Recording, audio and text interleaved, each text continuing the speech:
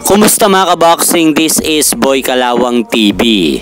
So ayun nga po dito mga idol sa kumakalat na report na ito palang ating kababayan na si former 4 Division World Champion Nonito the Filipino Flash Donaire mga idol ay posible palang gawing WBA World Bantamweight Champion kapag nagkataon, kapag hindi daw nadepensahan ni Antonio Vargas ang kanyang hawak na WBA Bantamweight belt sa darating na Disyembre. Dahil ayon nga po dito mga idol sa kumakalat na balita na ito, may personal na problema pala itong si Antonio Vargas na kinakaharap ngayon.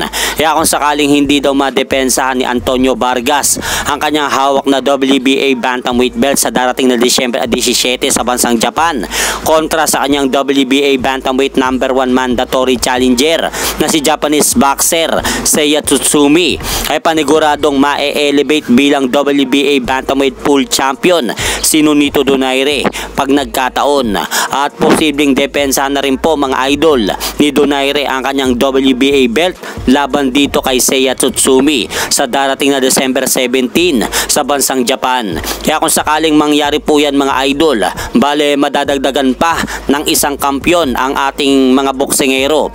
Dahil sa ngayon mga idol, dalawa po ang ating kasalukuyang world champion na may hawak ngayon ng titulo.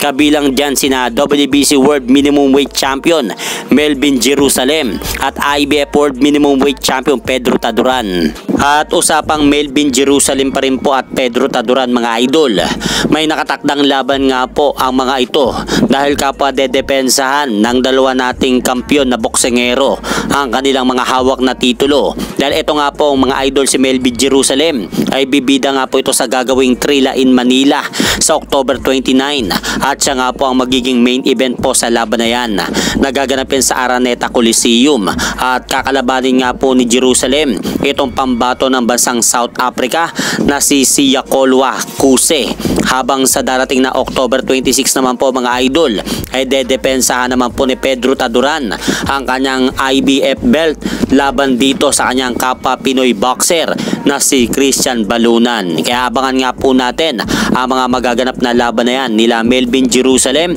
at IBF World Minimum Weight Champion Pedro Taduran. At hanggang dito na lang po muna ang aking update sa mga ganapan sa mundo ng boxing. At syempre mga idol, huwag nyo rin pong kalimutan, pakisuportahan nyo naman po muna ang ating munting channel. Maraming salamat po.